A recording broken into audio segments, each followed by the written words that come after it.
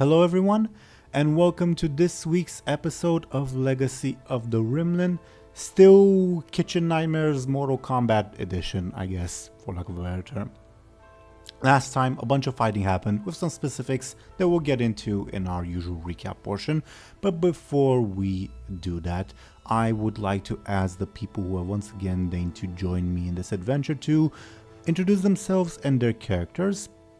I have rolled some dice in the background. The dice have determined that we ought to start first and foremost with Milo. Milo, could you please go ahead and introduce yourself and your character? I'm Milo. I play Miroslav, who is at the moment having his own little fight with Timberic, a bit apart from everyone else. Yeah, kind of. You actually, you do have a little bit of wiggle room geographically, I mean. And looking at the map, so does Anghel and Show&Tell. Just because the soldiers, I've determined they won't fuck with Anghel, if that makes sense. Yeah, fair. Yeah, thank you very, very much, Milo. Next, according to the dice, we would have Show&Tell. Could you please go ahead and introduce yourself and your character? Yes, hi, I'm Show&Tell. I'll be playing as Anghel, who's a mute peasant boy, and also has a sword stuck in his back somewhere. And he just killed someone, and he's doing well. Yeah. As to where the sword is stuck specifically, I don't know enough about anatomy to properly judge these things, but it would be some, like, not an organ, basically. Technically, flesh is an organ, but you know what I mean. Not an internal organ. Sure, yeah. Not somewhere that would be debilitating or cause long-term injury, just somewhere that it would be stuck in. And yeah, the more I think about it, the less sense it makes. But screw it. Angel's probably just a cool. muscle. Yeah, something like that. Sure. Thank you very, very much, Show&Tell. And then, of course, we would have Dely. Dely, could you please go ahead and introduce yourself and your character?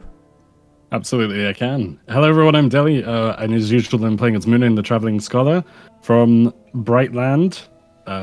They're currently Acacius's oracle. Toy. Sorry? I said toy. Oh, toy, yeah. It's probably a better way of describing it, yeah. And, just trying to make the best out of this situation, I think, at the moment. Yeah, we'll see what that leads. Thank you very, very much, Dely. So, last time, the events that have transpired last time may be described, to paraphrase SF Debris. So they fight and they fight and they fight and they fight.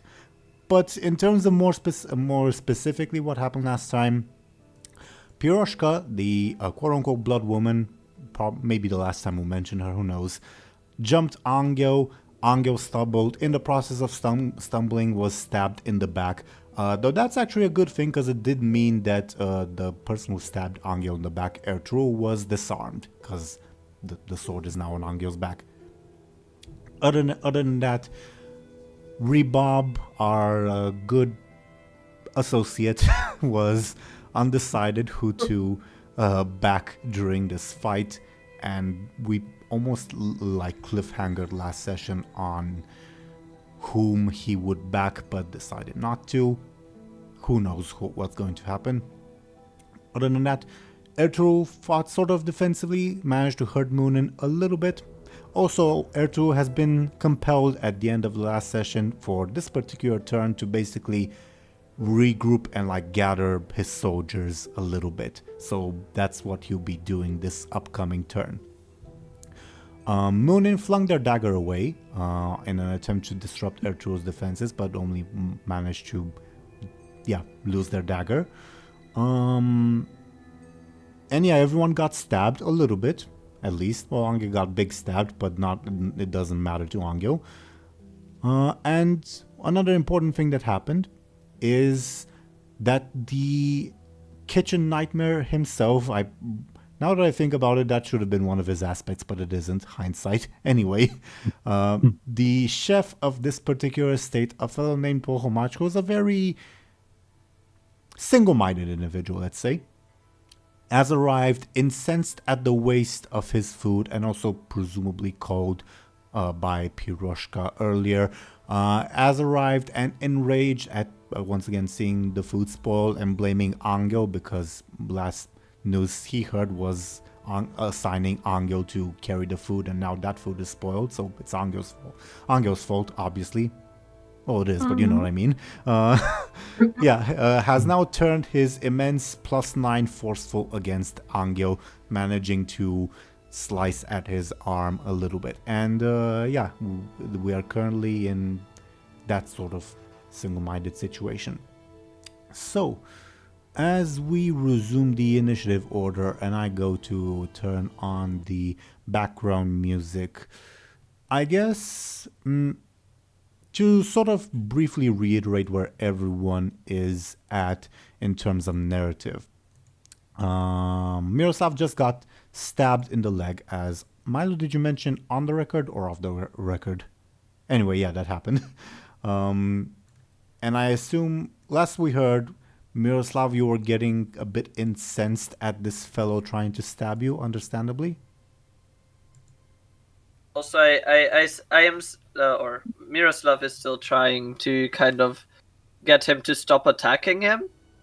Because he doesn't really want to fight, and also saw that at one point Timberrake's eye twitched a bit when Miroslav was talking in Domi. Yep. And yeah, the last thing was that Timberrake tried to awkwardly stab him lunged. again, didn't manage to because Miroslav kept evading the knife. Oh yeah, true enough. Thank you, Milo. As for Muninn, like going next in the initiative order, once again, you failed to hit Ertuğrul, who also in turn actually succeeded in stabbing your shoulder when you tried to close in the distance. Now you'll see that he has this sort of military mindset of, okay, we need to like establish a back line and all that, so he's going to regroup a little bit, giving you a little bit of breathing room, again, more so in terms of narrative. And as for Anghel, in sheer frustration, you threw Piroshka to the ground. She's strangely still, but you don't have time to think about that too much, because there's a big angry man with a cleaver trying to chop at you, as they Okay. do. Yeah, that's distracting, I guess. I guess it would be. Plus, you have a big sword in your back, though that doesn't necessarily bother you, and all that good stuff. So, I guess before we begin, Show&Tell, if you remembered the thing I messaged you, not last time, but the time before, I would once again ask you the question, and you can just tell me a simple yes or no. No. Okay. Then, otherwise, before we resume the initiative, hit the play button and all that, anything you guys would like to add? Or provide input to, or whatever? No, I don't think so. am once again curious as to what you and Show&Tell are plotting, but other than that, It really is not. The fact that it's secret is what it's hyping it up, not the thing itself. Yeah. okay. I'm excited though. I'm excited to hear, even if it isn't like. But nevertheless, for reasons I cannot reveal to Show&Tell, I have to keep it secret. Okay. Yeah, that's what I wonder about. Yeah. Okie dokie. So, once again, Muninn, thank you. No, not Muninn, Deli. Thank you for the input. But anything else from anyone before we resume? I don't think so. No, Not not for me. not from me. Going once, going twice. Okay, and thus we will once again hit the play button. As I might as well remove Piroshka from the initiative for simplicity's sake, as it's Ertuğrul's turn at the start of the round, since the horse is not here. Ertuğrul, as he was compelled to do so, will yell out in Caramel, "Form a line behind me," as he orders his soldiers to do so, and they will obviously begin to do so on their turn. And as per the compel, he will momentarily back off. I know he's sort of... I've just moved for clarity's sake. He will momentarily back off from Muninn and Anghel, and once again will assume sort of a defensive stance, counting on the advantage of military discipline and numbers to turn the proverbial tide against you. So he will spend his turn... Oh, that's what I forgot to do. I forgot to actually pull up the NPC's character sheet so I know what the hell their stats actually are. So give me a second. But that's what Ertuğrul will do. Try to create an advantage, because he was compelled to do so, referring to his defensive military stance and all of that good stuff. So he has... Okay, that is what he will roll with the assist. And he does create one advantage. I guess I'll put it in also ready for combat for simplicity's sake at this point. As the soldiers begin to do so, it's not their turn, so they are not doing that quite yet, if that makes sense. But you see that that's their intention, to back off a little bit. Make sense? Yes. Yeah. Okie dokie. Then unless there's like anything else, as in anyone wants to interact with Ertuğrul in any way, it would be Miroslav's turn.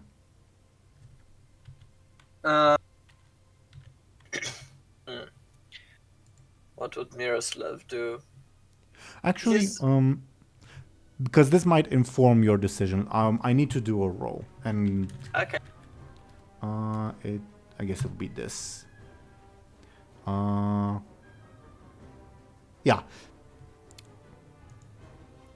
No. Yeah, actually that means no. That means it's bad for you, funnily enough. No. Sorry.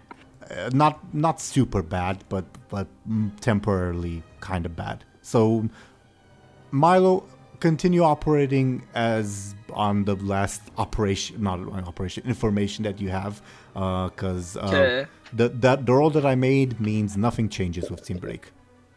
Okay. Oh.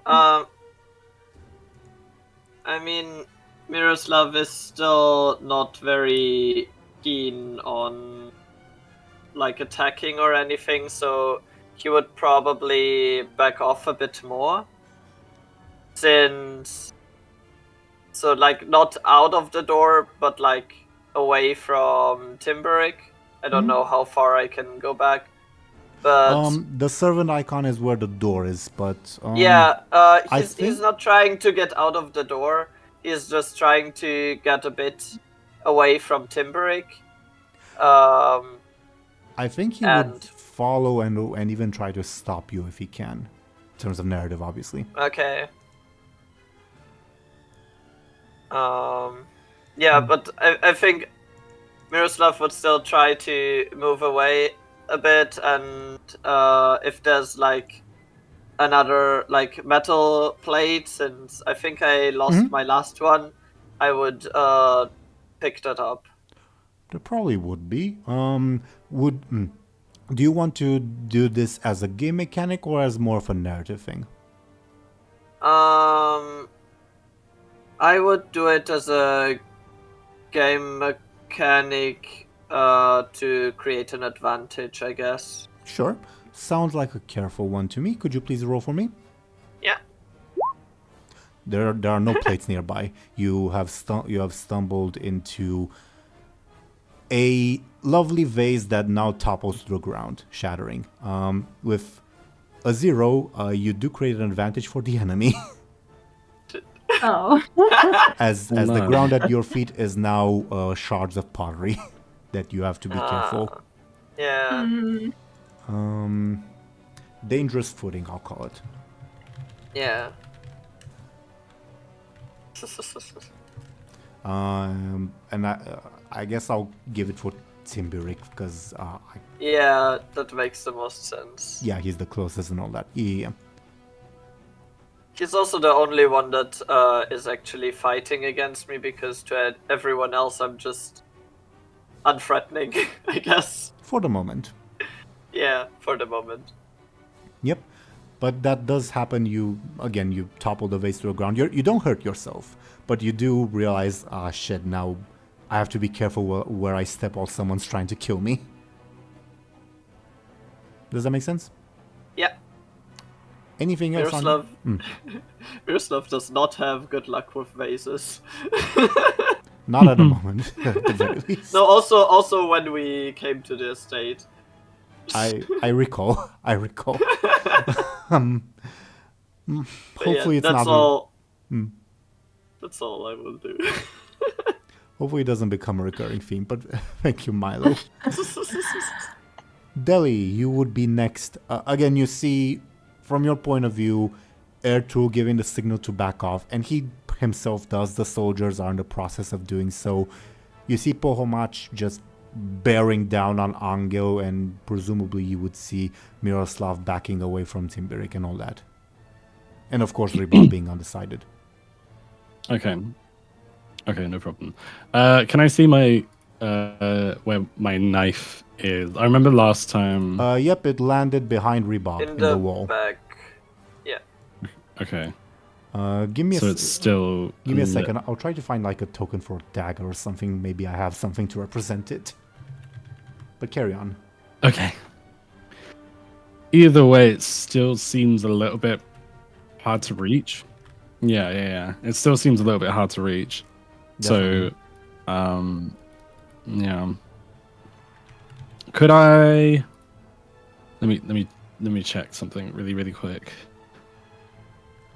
I do not have a token for a dagger, which is kind of surprising because I do remember giving that out as a loot item in the other campaign, but I guess I just never made a token for it. Anyway, sorry. It's okay. And all the weapons are outside, obviously. All your weapons. So, yeah. I mean, there are 2 dead soldiers. If I remember correctly. Yeah, and they do have their weapons. I'll make... Go ahead. Sorry, I was gonna say, didn't Piroshka also have some of my weapons or not? No, she only had that one dagger that she gave back to you, and she had her weapon, which was a kitchen knife. Which is not the most reliable weapon. Your other weapons she handed to the guardsmen standing outside. I made this token represents the 2 soldiers that Anghel dispatched. If you want to loot them, I just placed them where they would be, sort of geographically. Okay. Don't be fabulous. Thank you. Don't be intimidated. This applies to everyone by the fact that there's another soldier token. Those as represented by the shiny X on their face, they're dead. Yeah. Awesome. Could I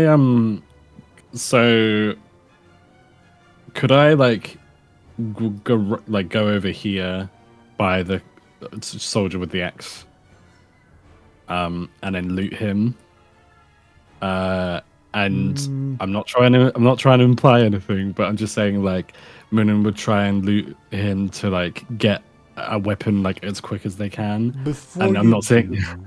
Yeah, I get it. Before you do, can I get a sneaky? The reason I'm asking you to roll is you are passing by a group of soldiers. They were technically told to go back, but depending on your roll, they might ignore that order. If that makes sense. The thing I rolled is the difficulty you'll need to beat to not be stopped. If that makes sense. Okay, yeah. That does make sense. Unfortunately, I only got a 1 though. Okay, so they intercede in front of you, not attacking you, just you cannot quite pass them yet. They intercede in front of you. Ertuğrul yells at them, "Get back, I said!" But for the moment, you are a threat in front of them. Okay. Is there anything I can do to, like, could I roll to try and like barge past them or like something like that? Would depends what you have in mind. Barging past would be, I guess, a forceful. Yeah. Could I potentially? Good question. Could I? The thing is, it kind of describes what I. Oh, does it? I don't know. I was gonna say, could I like slip past? So could Muninn like try and run and like slip past them? Like a really like slippery sort of snake kind of way, if that makes sense. It made sense initially. Now it makes less sense as you describe it. But sure, sure, we can try. Give me quick or sneaky, and they'll roll to oppose. Okay. I'll do quick this time. They got a 4, you got a 5, so you do slip past them. Okay. Since Ertuğrul yelled at them, they will not pursue further. So you feel free to go and loot if you'd like. Awesome. So I'm looting this guy. 2 of them. There's 2 of them there, but yeah. Could I like see if I can find anything? So dagger would obviously be preferred, but like, if like I would take what I can get at this point. Give me a careful. Let's see how lucky you are. Awesome. Ooh. What's up? Kind of. I don't know. It seems a bit forced. I was gonna say, could I open my eyes to look? But I don't know if that's a bit forced. Like what's the term? Metagaming, or whatever. I don't see how it would be. You would not get a bonus yet because you haven't accustomed to that power quite yet, so to say. Okay, because I have a very new to you, but go on. Okay. Because I have a sharp eyes thing anyway, which is why I was saying like, oh, if I open my eyes, is that metagaming? Because like, Muninn's eyes are sharp anyway, if that makes sense. To apply your stunt, yes, you may. Okay. Also, especially makes sense since it's an object, and this is an overcome roll, so your stunt applies perfectly fine. True. Okay, thank you. So a 5. You'd find whatever weaponry you wish on these 2 soldiers. Obviously, within reason. You're not going to find a cannon on them. Yeah. Like a trebuchet or something. Yeah. Can I have a dagger each? I feel like that makes sense, right? Yeah. Quite fancy ones too, because these are technically minor nobility, so to say, these soldiers. Awesome. And then I'm gonna close my eyes again, and then how much do I have in terms of turns left? If that makes sense. Like, could I attack someone? I think you're out of, say, narrative actions, but you may still do game actions, so to say. So like attacks, advantages, etc. Awesome, thank you. In that case, I'd like to attack the nearest guy. Who would you say this guy is? Does he represent the door? Yeah, that's a fancy way of representing a door. Yeah. Okay. That sounds so mean, given that it's a person, but you know what I mean. Yeah. I thought so. I remembered vaguely. Okay, cool. So with these daggers in hand, I think Muninn would try to attack the person closest to them. So probably this guy. Sure. How so? How do you wield said daggers? With in terms of how do I attack with them? What do you do? Okay. Yeah. You have daggers, you want to hit someone, how do you do it? As quickly as possible. I hate saying that because it sounds like I'm cheating, but like Muninn would like spare no time. They would like just close the distance between themselves and this guard, and they would strike. Okay, sure, fair enough. You remind me, you do have the stunt about attacking with daggers, correct? Quickly, yeah. All right. Yeah. Then give me a quick, and these fellows will roll to oppose. Awesome. So I got a 5. A 5 to a 3, you dispatch one of them. There's still one left. Okay. Awesome. And I'll mark it this way to represent that there's one left in that little group, okay? Okay, that sounds good. Thank you. Yeah. The other one... I don't think Muninn would... Yeah, cool. Sorry. I was just going to say that the other one takes a ready stance to defend against you because you kind of caught them off guard. They were in the process of retreating from you. Okay, cool. Awesome. This is perfect. That was your turn, unless there's anything else you'd like to do. I don't think so. I feel like Muninn would just be getting ready to like strike again, if you know what I mean. And that would be it. They're like very focused right now. After Riboshka's, because I mixed up Ribob and Piroshka. After Piroshka's demise, Ribob was about to say something like, okay, can we all stop now? And then Muninn killed someone, so he's gonna keep his mouth shut and probably not take sides quite yet, because it's like sort of a re-leveling of the playing field. So he'll continue trying to prepare himself. And he does. Yeah, gains 2 charges. The Mad Chef's turn. After trying to... Pohomach's turn then. After trying to cut you with the cleaver, Anghel, and you do take damage on your arm, he sort of attacked you from behind, so I'm assuming you'd sort of turn around to see this fellow who just attacked you with a cleaver? Mm-hmm. Yeah. Okay. He yells at you, I told you, how many times have I told you not to spill the food, you stupid imbeciles? Don't you realize that we're receiving esteemed guests? And he lifts his cleaver to cut the other arm. Okay. Shit. Anghel. Can I even oppose that, really? Anything's possible. I mean, in terms of, like, the numbers, I can't, right? I mean, Mathematically, with it a is forceful, possible. maybe. Yeah, mathematically, it's possible. Okay. So, Anghel grabs hold of his arm before he can cut him. Sounds quick. Shit. No, wait. I need to rephrase it. The way you worded it. Yeah.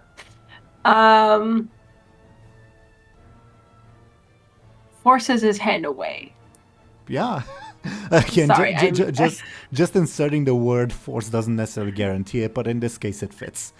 Yeah, I didn't even realize it was the same word. So I heard myself. No worries. Please give me a forceful then. That's 3 points of damage coming your way. Huh. Ooh.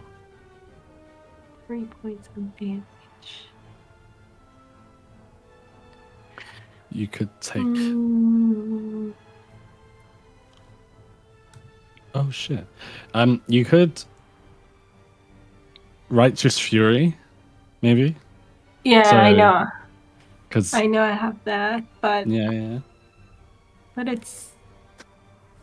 I know it's hard to... I should add, I know these will be hard to sort of transfer, but if Dely and Milo can also agree, and you show until you think of a way to make it work, you can also use their advantages that they have made. But again, only if Milo and Dely individually agree, and only if you can think of a way that it would make sense.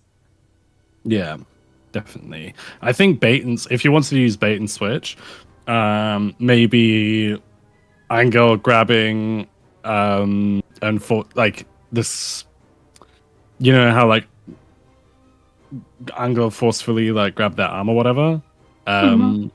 The bait is them attacking you, and the switch is you like turning it on them, right? Like, so the switch is like, I'm gonna push you away, or I'm gonna force you away. You know.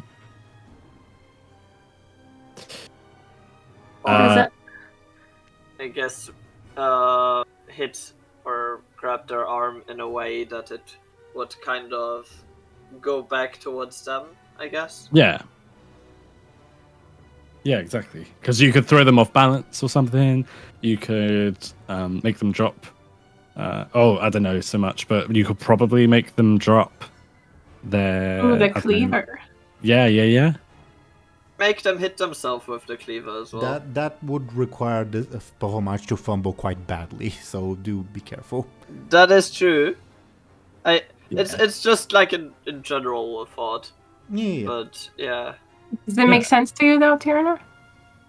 From my point of view, yeah, but again, emphasize that you're attempting to do that. You'd have to beat Pohomach by 3 points or more to actually make that happen, if that makes sense. Oh yeah, but in terms of like using the advantage. Oh yeah. So Okay. you're using how many charges of bait and switch? As many as you need, by the way. So If you use one charge, you would take 1 damage. If you use 2 charges, nothing would happen.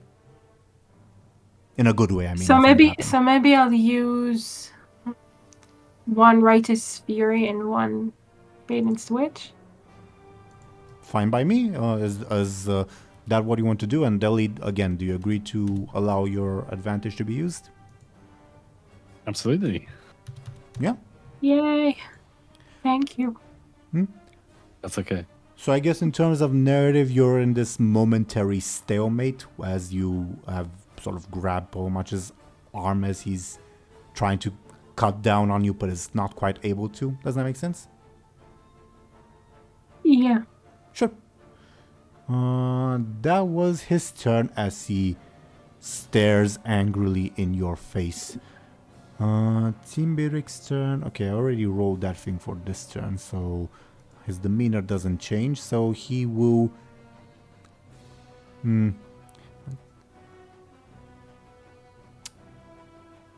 Yeah, try to take advantage of your momentary distraction of dropping the vase, Miroslav, to slash in sort of from your side, from the side that you're not looking at. So if the vase is to your right and you glance to your right, he'll come from your left, just as an example. Yeah.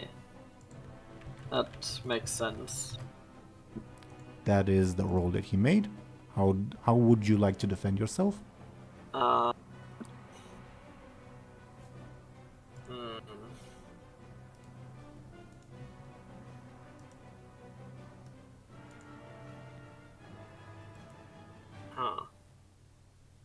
I'm thinking if...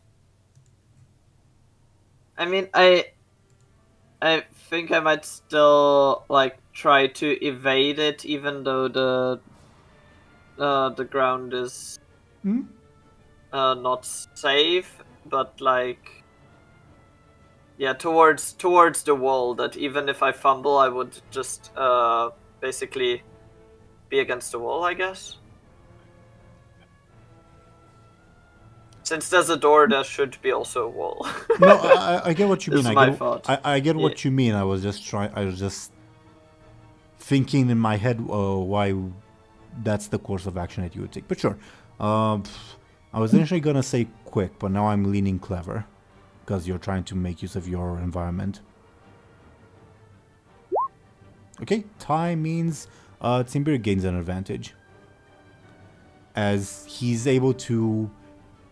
Actually, no, screw the tie. I'm gonna use the dangerous footing thing to deal 2 damage to you, because I think it's worth it.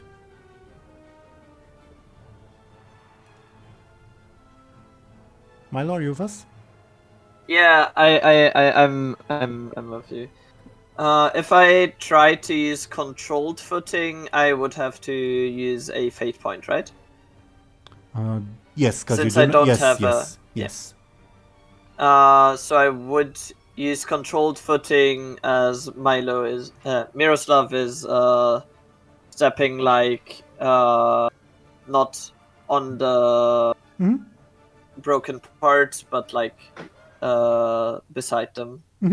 Makes sense to me. So you're using a fate point for that, bringing it once again back to a tie. Is it worth it for me to spend a fate point? Not at this point, I think. Okay. Okay. Also, this is just to reiterate. Just because, like, say, dangerous footing is Timberic's advantage, surrounded is the soldier's advantage. You guys can still use those, provided you have the fate points. Don't care about the fact that they're written in red, so to say. All right. Yes. That was this fellow's turn. The soldiers. What is the advantage that he gains? Good point. Glad you're paying attention. Unnerving presence again. Okay. Makes sense. Thank you for that, Milo. The soldiers, on their turn, will follow their orders and attempt to regroup as much as they can. Muninn, the soldier, well, again, you attacked 2 soldiers, killed one of them. The other one is trying to run away from you. Would you allow them to? In terms of narrative only. Yeah. Muninn wouldn't. Muninn would probably show no mercy, if you know what I'm saying. Okay. This is not an attack or an action. This is more of a narrative thing, but I'm going to roll regardless. They are trying to rush away from you before, like, you recover from killing their companion, so to say. What would you do to oppose this attempt? I think Muninn would try to just outrun them. Like, they would probably try and just catch up. I don't know how else to describe it, but they would try and outrun them. Give me a quick then, please. Okay. Yep. 5. I guess it's only fair that you get an advantage for that big of a difference. Normally, I wouldn't for these strictly narrative things, but in this specific circumstance, I think it fits. As this soldier does not get away. What happens that you gain an advantage? Maybe it sounds a bit forceful doing that though. Like maybe Muninn tries to catch up to him, and they underestimate how slow or fast he is going. In which case, like meaning he's slow. Mm-hmm. So they actually outpace. They don't just catch up to him. They like outpace him and get in front of him. If that makes sense. Sure. Feel free to reposition your token on the map if you'd like. Awesome. In terms of what the advantage would be, this is just a suggestion, so feel free to come up with something else. But outmaneuvered is a suggestion. Yeah, that sounds good. I think that's quite versatile in how it's worded, if you know what I mean. All right, I'll write that down. Good job, Deli. Thanks. I wrote that wrong, apparently. Whatever. Yeah, we know what you mean. Whatever. It's still the soldier's turn. That was more of a narrative thing. That one is obviously caught. I think... Yeah, per Artur's instructions, they will not assist him this turn. Instead, they will try to create an advantage of, like, making a formation and trying to beat you guys that way. Let's see how they do. Okay. Well, they do well. Damn it. Disciplined maneuvers, I'll call it. Damn. And I wrote that wrong again. While I try to figure out how to write maneuvers properly, I'm not a native English speaker. It is Anghel's turn. I think you wrote it correctly. Roll20 disagrees. It underlined it with the red thing, if you know what I mean. Maybe it's just the U and E that needs to be switched. Oh, I'm not sure about that. This is how Google tells me it's written. And it's the same. So maybe. Oh, maybe I think Roll20 is it's just stupid. I think it's a British English versus American English thing. Yeah, Apparently, that might according to the Oxford Dictionary, it's MANOEUVR. Yeah. Oh, Yeah, that very much okay. sounds. Yeah. And I think there's Oh. also there's also an extra E that I put in. That's my bad. No, that actually. No, you need that E. Not for the first one. Well, actually, doesn't matter. Show&Tell's turn. Wow. Okay. So, like, as far as Angel's concerned, he was just attacked and he forced it away, right? Sort of. Yeah. Now you're kind of an impasse with this fellow staring down at you, but yeah, very deadly threat. And you have a corpse right behind you at your feet. Well, not that you know it's a corpse yet.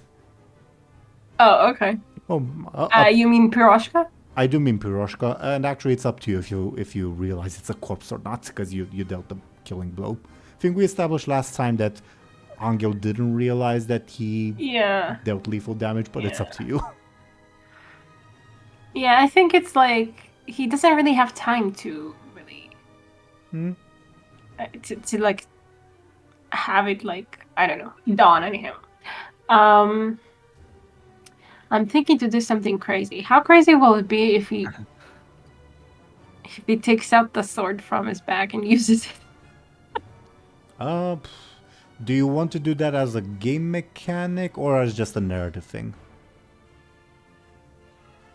I mean, That like would be pretty sick. he will be using it as an attack eventually. I mean, Yeah, I mean I don't know. eventually, obviously, but I mean strictly for this turn. Sure, if we can make it an attack, sure. Like- Well, not what I meant, but sure, we'll go with it this way. So I'm not sure what you meant. To be honest. Oh no. I was strictly referring to the act of retrieving the sword, not using it afterwards. Does that make sense? The act itself as an attack? No, that exactly. No, if the retrieving you want to be it as a game mechanic, so to create an advantage or to attack, or if it is just in storytelling, basically. Yeah. So like, Okay. so you could make it. Anyway, I mean, we're overcomplicating It's gonna be things. part of a storytelling. We're overcomplicating it. We're overcomplicating it. So your intent, just to simplify things, is take the sword, use it to attack this big fellow. Yeah, exactly. Okay. Okay. I guess first things first, because your intended action is to attack. Narratively, this would happen before that. Let's see if you have the fortitude to get the sword out. Can I get a forceful from you? But it'll be an easy roll because you did well previously. Okay. Sure. Yep. It's not even an issue. I think actually that warrants also an advantage for you if you'd like it. Yes. I'm not going to say no. Hell yeah. Do you have a name for it? Do you want another charge in, say, Righteous Fury? Let's go with Righteous Fury. It's just, general enough that it works for everything. Sure. You draw the sword as if your flesh was just a sheath, and if this fellow wasn't so concerned about the outrage of spilling food, he would be impressed. But nevertheless, you're determined. You're fired up. How do you make the attack? I guess I feel like, his arm was up, right? Sure. Just small bit of a reminder, this is a big, as in long, sword. Just in case it plays into the narrative. Yeah, I feel like maybe Anghel will, take a step back or something, or try to stab it into his stomach. Sure. Holy shit. Give me, I guess. Is that too much? No, it's fine. It's fine. Give me, I guess, a careful or forceful. Forceful. Oh my god! I hope I didn't like use up all my forceful in the last. Yeah. Yeah. Damn it. There's no like there's no gambler's fallacy for roll 20. Don't worry. But nevertheless, his intention was to forcefully batter, no pun intended, your sword aside with his cleaver, and with a 9 to your 5, he definitely would succeed. If we leave it like that. Mm-hmm. Well, I guess we'll leave it like that for now. Sure, that would mean he would gain an advantage, just to be extra clear. Right. Shit. Okay, maybe I'll use Righteous Fury then. Okay, so you're using your advantage to negate his, or do you want to reroll? Should I reroll? I don't know. Should I? You got a very slightly below average roll, so technically you're favored in rerolling, but it could also go very badly. Yeah, it could. I don't know. What do you guys say? Your forceful is 6 for context. Mm-hmm. Yeah. I usually go quite, but then that's just me. I was going to say I usually go quite, what's the word? Safe. Yeah. I usually play it safe, Mm-hmm. but it's up to you. Do you want to? I'm very much one for rerolling, but also it doesn't always work out. It most of the time doesn't. It definitely doesn't. If it were my choice, I'd prefer to reroll, but strictly from an entertainment perspective. Yeah. Same. Okay, fine. Let's go with the reroll then. Okay. Let's do it. I would like to emphasize that this is your choice. It is. It is my choice, and I'm going to Do even worse. Lovely. Hell yeah. Great. Okay. You valiantly take the sword out of yourself as if your flesh was just a sheath. Again, that part is unchanged. But as you bring it to bear against Pohomach, he just smacks it out of your hands with his cleaver. Per that roll, Muninn, can I get a quick from you? Oh no. Yes. What? But I'm scared as to why. Oh no! Is it going to hit? I don't think it would do actual damage. That would be a bit too exploity, but the sword does... Because the difficulty I had in mind was 5, because that's the difference between Pohomach's roll and Anghel's roll. So Muninn would fail, but not enough to like take damage or create a negative advantage or whatever for themselves, I mean. But this sword would still inconvenience Muninn, I guess. So Muninn, as you're preparing to stab this random soldier in the face, a sword hits you, thankfully on the dull end, but still. Yeah. I've been turn around like, what was that? And like start like frantically swiping, I think, because their eyes are closed still. So maybe they're like, oh no, like my vision's gone, like actually gone. Yeah, and in your defense, again, you have a harder time seeing objects with your special eyes closed. Wait, powers. where did it hit, Muninn? In the side, but again with the dull edge of the sword, so that doesn't actually deal damage to Muninn. Oh, okay. It's just like a... Just smacked It's a dry blow. them real good. Mm. That said, My bad. Pohomach does create an advantage against Anghel specifically. Yep. Butcher's Fury, I'll call it.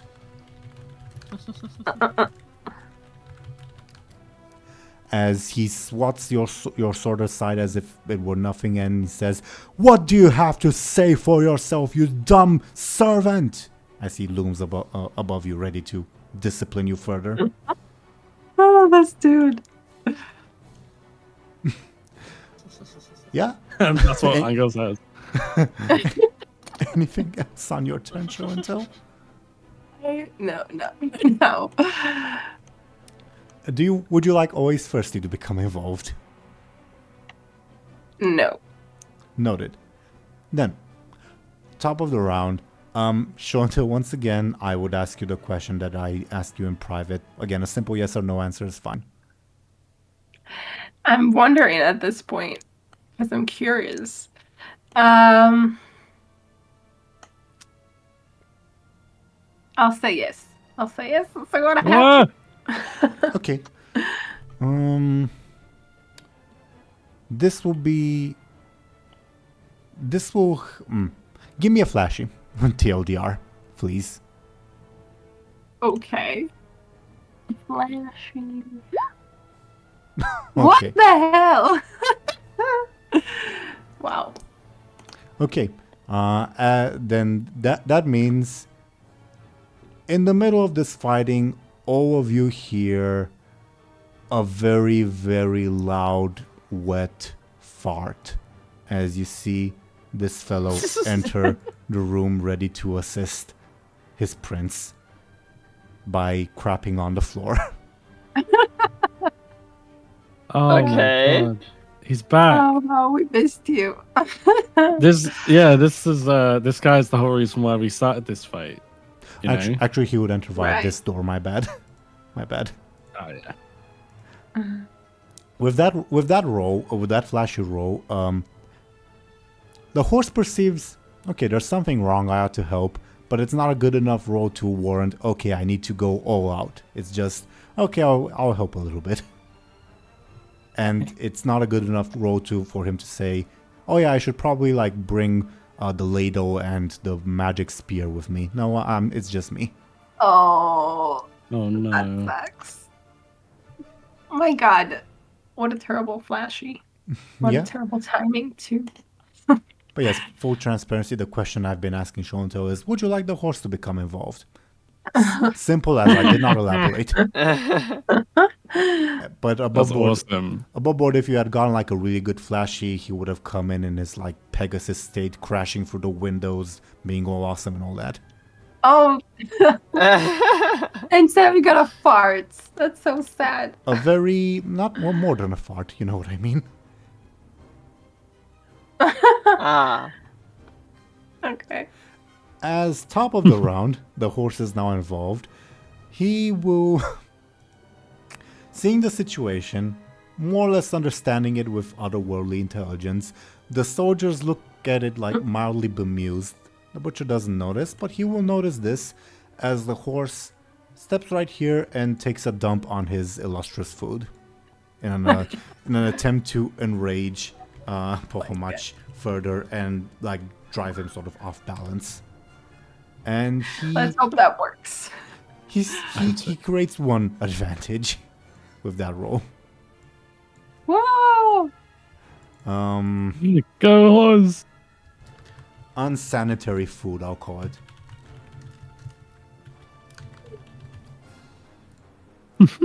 Can't believe this is happening. As Anghel, That's disgusting. the horse makes an even bigger mess behind you. It's also where Piroshka's body is, so that good luck looking through her for the cylinder through all that. Oh no. But it does have the intended effect of enraging Pohomach, who just lunges, well, prepares to lunge forward. He'll do that on his turn, obviously. Like losing whatever inkling of tactics he had in just a fit of rage. Yay? Question mark? Yay. Yeah. Okay. Heir to Rule's turn. Nobody's really close enough for him to attack, and per the compel, he will stick to this sort of formation style fighting. So instead of attacking, he will instead get the soldiers organized, like reload his pistol, all that, basically create an advantage. And holy shit, he does.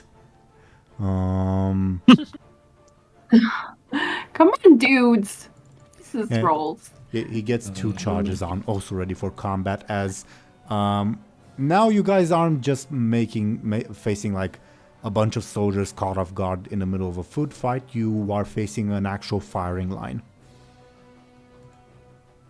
Oh God. Yeah. Did this get any worse? Do we want to see if it can get any worse? I mean, I think we're gonna find out at this rate. Yeah. Let me roll something before Miroslav's turn. This is related to Timberik. Okay, nothing changes with Timberik. So Miroslav, it's your turn. Nothing changes in terms of Timberik's demeanor. What is going on with this Timberic? It's the unluck of the dice. What can I say? Would Miroslav actually see that Piroshka went down? Give me a careful. Okay.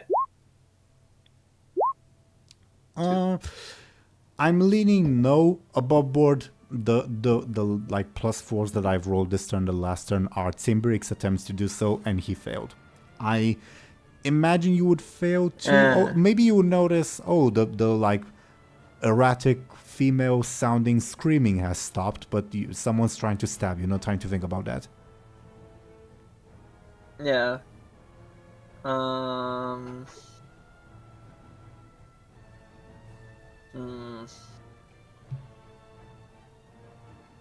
and I know just the thing. Continue thinking, Milo, but I'll do something on the map. Does this work? Let's do this. And yeah, color it sort of like this.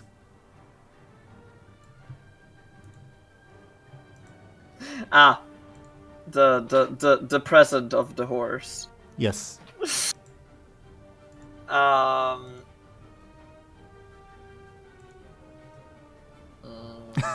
I love that Milo's the only one that noticed.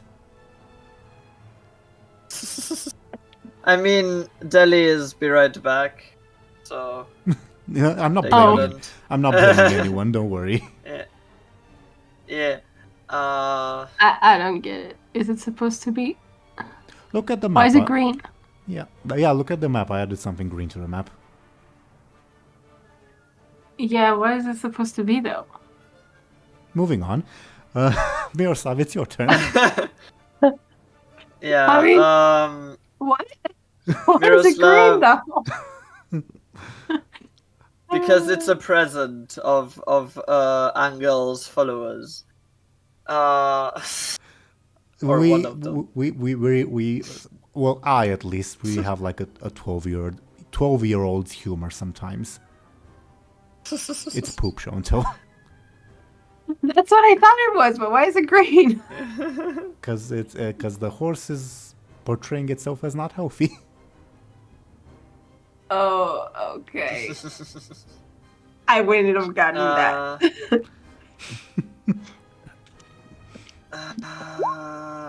Welcome back, Deli. Deli. Welcome back, Deli. For once, you're not the one crapping your pants. Yeah. Yeah. I mean, the horse already did it before, so. Yeah. I see this as a win. Could I try to grab the knife hand to kind of prevent him from attacking me? Yeah, give me a careful. I can see. Yeah, careful or maybe forceful, your choice. And wait. Before you roll, actually, is this an attack? Is this an advantage? It would be more of an advantage, as in, well. Oh, keep in mind that again, him not combat being- doesn't. Keep in mind that combat does not necessarily mean Yeah. bloodshed. Yeah, I know, but it's more of Miroslav wanting to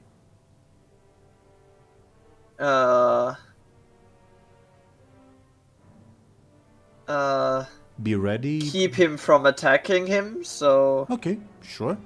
and Yeah, give me a careful. I'll oppose with Timberik's force, so that'll be the difficulty you have to beat. Okay. Okay. You. It's the same again. It's meet or beat, so you do succeed. Yeah. Okay. So it would be. What would it be called? Or you could obviously you could spend it on one of the ones you already have, or you could make a new one. Yeah, but it doesn't make sense for unthreatening presence, and it also doesn't make sense for controlled. I mean, I guess controlled footing could work since I am controlling basically his footing, I guess. Do you want to put it there, or? Yeah, sure. Okay. We will. Well, I will do so. Alrighty. So you do manage to. Go ahead, please. Go ahead. Miroslav would still try to like talk to him in Domi and be like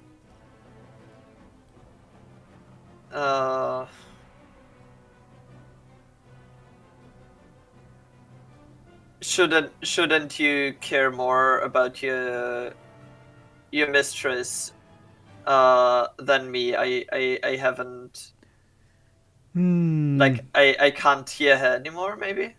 Give me a flashy, but it's how should I say it? Use a keyword that will work against you, so to say. So the role will be more difficult for you. Fair. You're not quite. He hears the word mistress. He remembers, oh shit, right, I have to obey. I don't care what else this fellow is saying. I have to. Yeah, not quite. I guessed it was that word, but I don't think Miroslav would have used any other word. So fair enough. Yeah. Fair enough. That's fair enough. He does look more frightened when you say that word, but also even more determined, at least for now. The situation does not seem to be de-escalating. Yeah, anything else on your turn?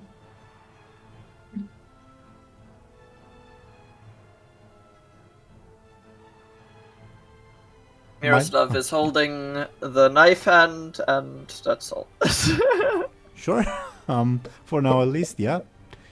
Thank you, Milo. Next we would have Muninn. Muninn, Speaking of situations, not. Yeah, you just got Sorry. smacked. You I just think got that might be a smacked bit by a empty. sword. Yeah, go ahead. Okay, cool. Yeah, just being smacked by a sword. I mean, they might be a bit distracted at first, but then maybe like getting in their like not blind rage, but they would like being smacked by the sword, they'd realize like, oh shit, my guard is down, and they'd like turn around and then like attack the guard before the guard can take advantage of this, if that makes sense. They're like, oh shit, hang on a minute, there's someone behind me, like quickly turn around. Sure. Stab. What do you do exactly to attack the guard? I would like to attack with my daggers. Sure. Quickly. Well,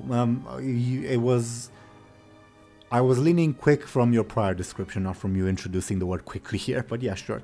Give me a. Okay, good. Awesome. I got an 8.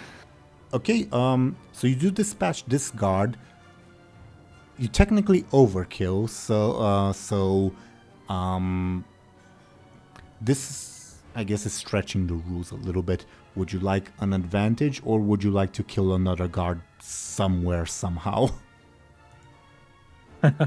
I would like an advantage because I feel like that makes sense based on what we've done previously, if that makes sense. So I'd like an advantage. Could I get I have an advantage already called Quick Blade. Could I just get another charge on that, please? Of course you may. Hell yeah. You dispatch that guard too, again, just keeping that there to represent where the corpse is. And as you turn around, you do see that the remaining soldiers plus their crew have basically formed a firing line, and they are all aiming pistols at whomever. I'll determine on their turn. Yeah. Oh my gosh. Muninn wouldn't seem phased, but that's probably because they can't see that they have pistols in their hands because of the whole object thing. Yes, but you do see it's pretty obvious. Like, there's some telltale signs, like the ones in front are kneeling, the ones behind them are standing up. They seem to be holding something that looks gun-like. It's easy to fill in the blanks, so to say. Yeah. I'm making an educated. I'm preparing it either way. I think Muninn, because Muninn's like, ah, shit. Unless they all decided to collectively bluff the selectively blind person, I guess. Yeah. Anything else on your turn, Dely? I don't think so. I mean, No, I don't think so. Muninn would just be prepared, or try to prepare themselves, narratively speaking. That leaves Rhubarb again. I think he will quietly scooch over, not interfering, but rather trying to stay out of the way for now, and continue trying to prepare himself in case something needs to happen. He gets one charge. Okay. Now it's the big bad chef's turn as he just roars incomprehensibly at Anghel and says, "Clean that up, you idiot!" Indicating what the horse just did, and gives you a big kick with the intent of making you land in the horse's mess. How do you defend yourself, Anghel? Okay. Okay, he got 10. Good God. What the heck? How? Okay. A kick.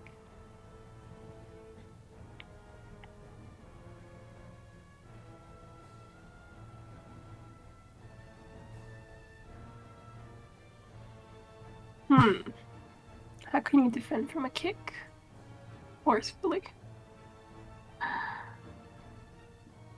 I can think of a few ways, but I'm not going to say them. How can you defend from a kick? You could kick Forcefully, back. she You means. could, yeah. You could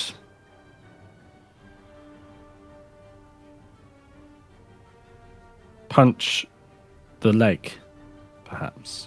Or like you could, Yeah, I guess. or you could is it forcefully or quickly grab the leg again? Sort of like the sort of similar situation as before. Like to force it away, kind of. Yeah. I feel maybe, or- Anghel will kind of like in the way that he did with a sword, he's just gonna kind of accept the kick, I guess. Stand strong in front of it. Yeah, because that's forceful, isn't it? You could forcefully, brunt the damage, right? Yeah. You may attempt to. May I get a forceful from you, if that's what you want to do? Anghel's gonna break all of his bones. Okay. Forceful. Oh, that's good. Better than I expected it to go. That's only 3 points of damage coming your way. That's not too bad. What did I you guess. want to? It goes without saying that the horse is willing to lend you its advantage if you want to use it. Yeah, I figured, but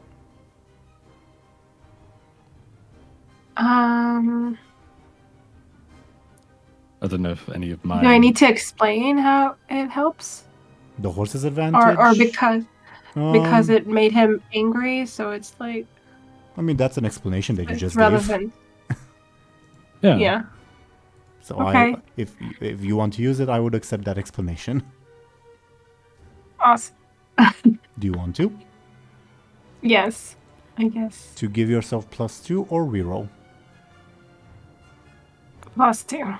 And then we'll just take 1 damage as stress. Duly noted. Okay.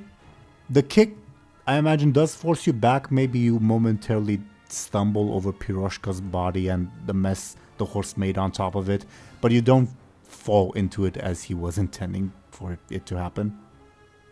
Ah, Yeah. that's a win for me.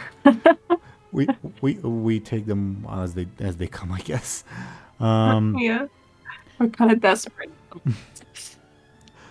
That does mean that, unfortunately, maybe the soldiers will fire at you, because before they were hesitating about maybe hitting the chef, but now they have no such qualms. Or maybe they'll fire at Muninn, who knows. Anyway. Why were you thinking to fire at the chef? Well, that's the thing. They wouldn't have tried to hit you before because the chef was in the way. Oh, okay. Anyway. And now he's not in the way, or they just don't care anymore? He kicked you away, so you're not close to the chef anymore. Oh, I get it. Okay. Timberik's turn. I think he'll go simple, headbutt. Milo, how do you defend yourself? Miroslav, how do you defend yourself?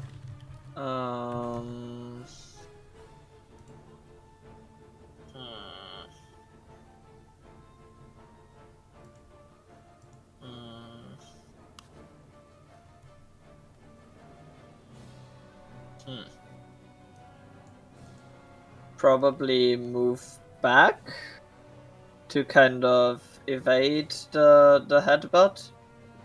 Sure, sounds careful or quick, your choice. I'll go with quick. Yeah. Time means he gains an advantage. Is there anything I can use against you? Yeah, I guess I'll use his unnerving presence to deal 2 damage to you. I would use the controlled footing to help me evade. Mm-hmm. Bringing us back to a tie.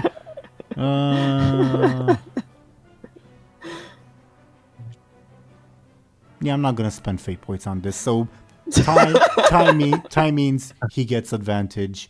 What's his advantage? I guess I'll give him another charge of unnerving presence, because simple is the best. Fair.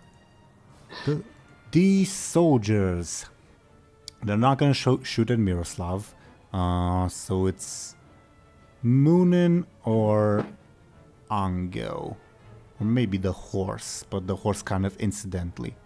So I guess I'll roll a d3. 1 is Anghel, 2 is the horse, 3 is Muninn. Okay. The horse. Makes sense. The horse. Okay. Ertuğrul yells out narratively, "Front rank, fire!" And those that are kneeling in front all shoot their pistols at good old Horsey. How the horse defend itself? Because the horse doesn't want to expose that it's more than meets the eye quite yet, per the flashy that we rolled. So I guess you'll defend by not being there in the first place, which is a sneaky. So the horse got a 10, the soldiers got a 5.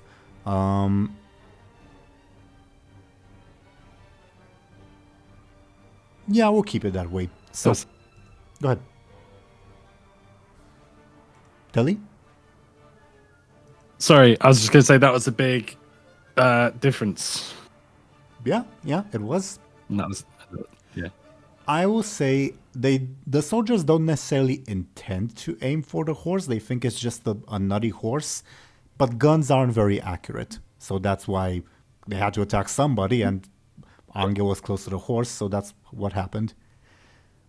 So, almost in slow motion, you see the bullets fly past you, Anghel. It's very obvious that they were intending to shoot you. You think, oh crap, they're gonna hit the horse. But then as you look behind you, the horse is not there. The horse is over here. And gets an advantage. Okay. Let's go. Oh yeah. Unnerving speed, I'll call it, for the horse.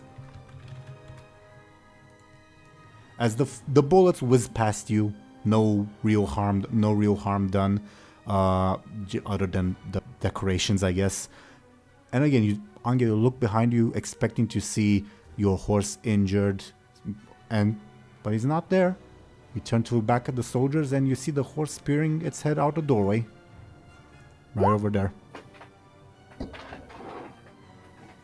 As it does. Cool. Welcome back, Milo. The soldiers tried to shoot the horse, but the horse was never there. That's what you missed. They tried to shoot Anghel, but they accidentally shot the horse. Yeah. I was oversimplifying in terms of game mechanics. But yeah, you're right. Yeah. That was the soldier's turn. I did give the horse the advantage, meaning it's the servants are not here. It's Anghel's turn. Ha! What's Anghel's goal right now? Just for a bit of Anghel's goal, not to die. for a bit of added I mean, not to be killed by this dude. For a bit of added narrative context, after kicking you, Paul Match once again marches towards you, cleaver in hand, and said, "Are you going to clean that up? I said." I don't understand. Like, he cares about the food, or he cares about it being clean. Both. Okay. He doesn't want poop in it. He doesn't want poop in his food. What can I tell you? Sure, but nobody's gonna eat it now. Like, Well, What's he nobody as far as you're aware. You don't want to know what the servants are eating. okay, I really don't. So I don't have the sword anymore, right? Like, Anghel doesn't have The the sword. sword is where Munin's at, because it smacked them. Oh, right, I forgot. Okay, yeah, right.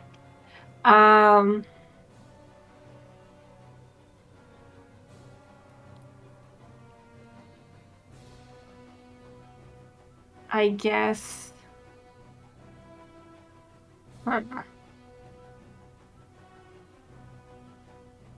Appropriate.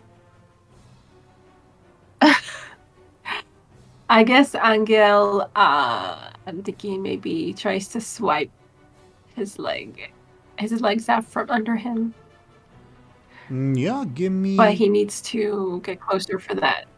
I mean, it's fine if you want to get closer. You're not that far away. Okay. Sure. Feel free to click and drag your token if you want. Once again, stepping over the corpse. That's, I imagine now, quite clearly a corpse from Anghel's point of view. Oh god. As for kicking this fellow's legs out, give me, I guess, a forceful or careful, your choice.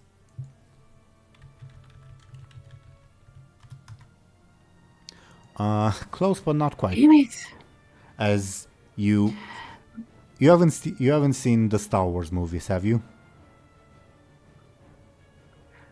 No, I haven't. There's Oh, I there- think I know what you're going to say. There's a scene in episode 3 when someone tries to kick something metal and metallic and just screams in pain because they tried to kick something metallic. I almost imagine that's what happens. As this Really? I don't know, you smack a bone or something and this fellow doesn't move, but you, ow. Oh, come on. Being felled by a swipe of the leg like that. I'm wondering, should I use a fate point? The horse is, of course, willing to lend you its advantage, but obviously it's a bit trickier to justify this one. Yeah, I don't know how to justify it.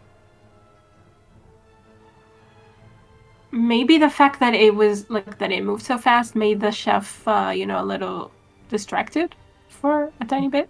Yeah, good. I'm good with that. Technically, well, yes, the horse moved, but it technically was never there, sort of. That makes anyway. Yeah, you may use that advantage. Do you want to? He blinks at that anyway. What? Do you want to use the advantage? Yes, please.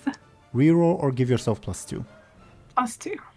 I'm not risking a reroll. Fair enough. Yeah.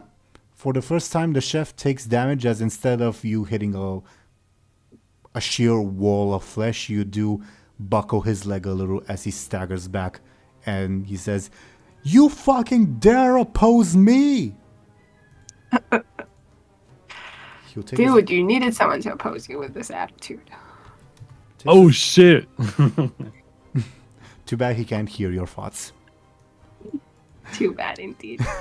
He takes his level 1 stress. Whoa! That was... Well, it's still... Anything else on your turn, Show&Tell? No. Would you like always thirsty to become involved? No. Fair enough. Top of the round. Let me roll for Timbirik. Okay, I think that's good enough for him to, because especially since the chef is screaming from that direction. Miroslav, as you're struggling with this fellow, you see him glance in the chef's direction when he starts screaming. Now he notices that Piroshka is at the very least unconscious, and he freezes. He will skip his turn when his turn comes. Okay. Freezes, as in Shock. in shock? Okay. Yeah.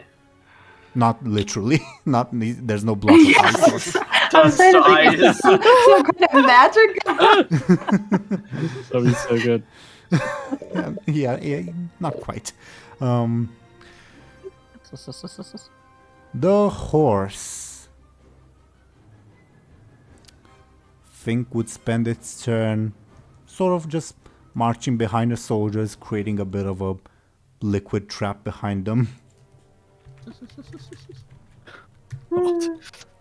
And yeah, he gains 2 charges on that. I'll give it to unsanitary food for simplicity's sake.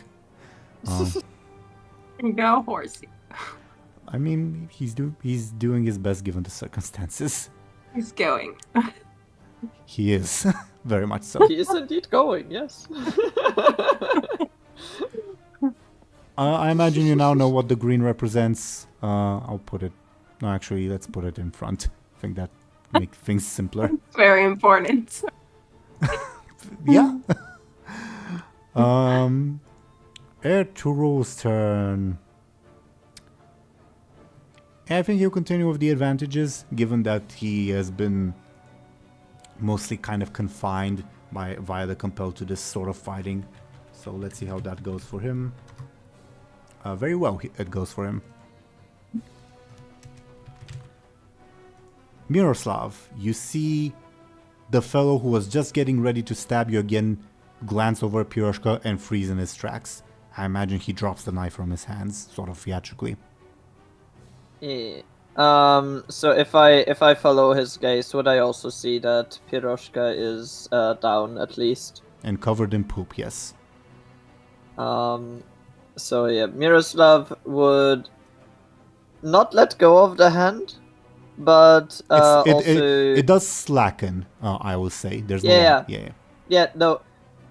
He still holds onto the hand just to be safe, but he would be like, can we stop fighting now?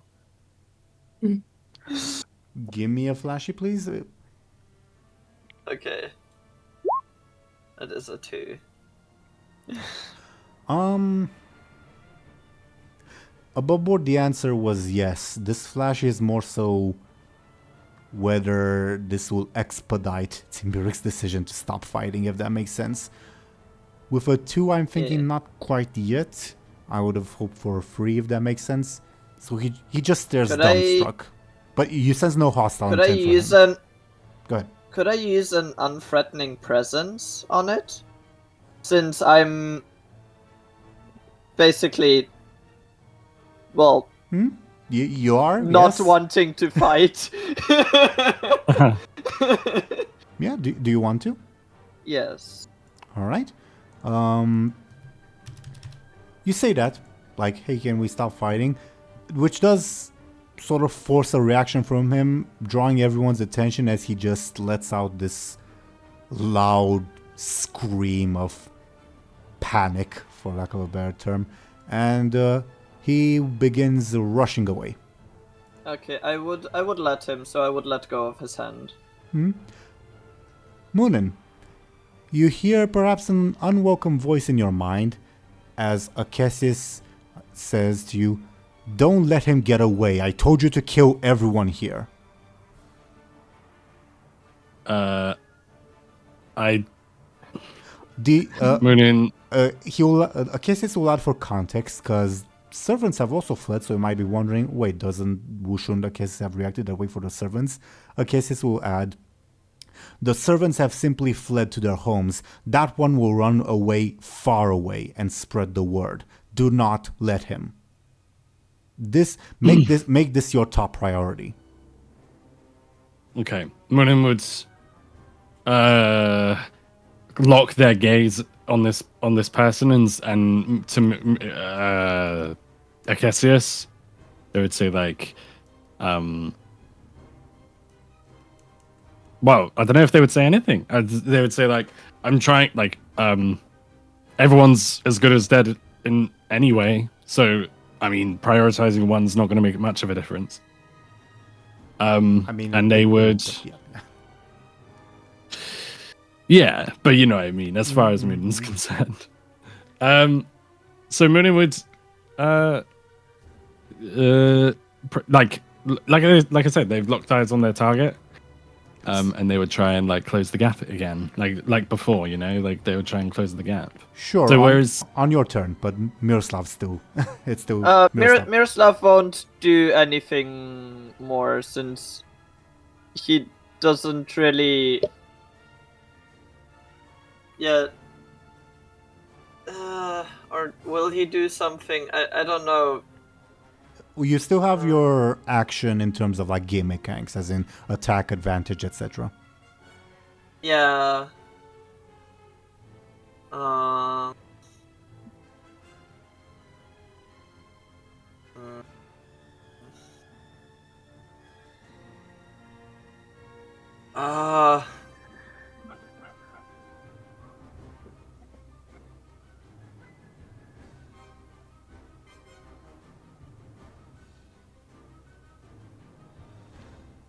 I would say I don't think you would notice Muninn's sudden focusing. Yeah, no, that will happen after what I do. So,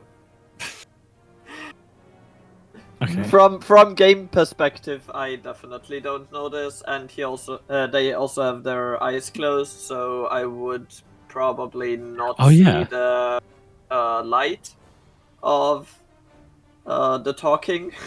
Mm-hmm. So, the chef is still fighting against Anghel, right? Mm-hmm. The soldiers, the front rank are reloading. The back flank are preparing to shoot.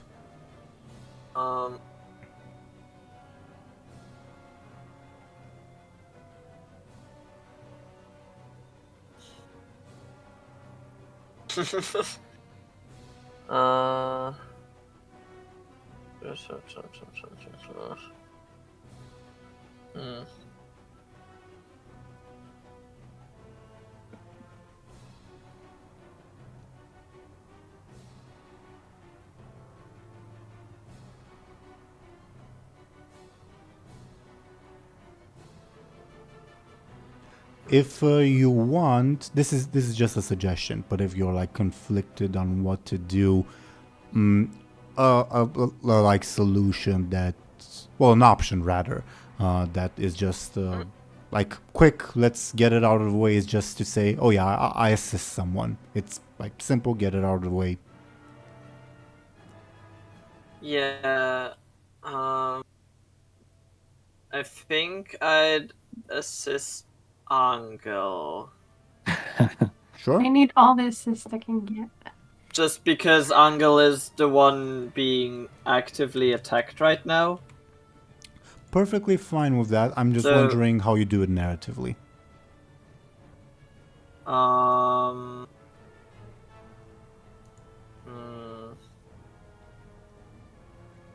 Uh, maybe. It can be something simple. Just for instance, cheering is an assist. Yeah.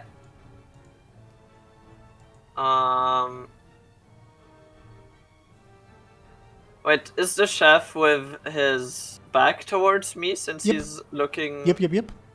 Okay, so could I, like, throw one of the shards of the vase at him? Like, just to distract him from Anghel? Yeah, and that, we would still count To it. create an advantage, Oh, okay. I guess. Or, Yeah. Then so, not really attack. Just to distract. sounds like a flashy advantage. Sure. It's a free. You do create it. Do you have a name for it?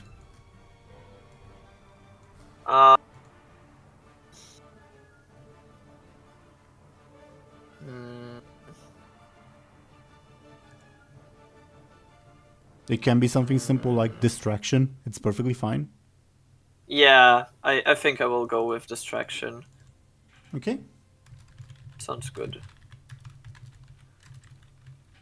There you go. As you throw the pottery shards, he momentarily glances in your direction, still with this absolutely enraged expression, and says, "You're fucking next!" But still focuses on Anghel. Well, obviously, still granting you like Anghel a couple of seconds of reprieve, but you know. Yeah. Anything else on your turn, Milo? No, I think that will be all.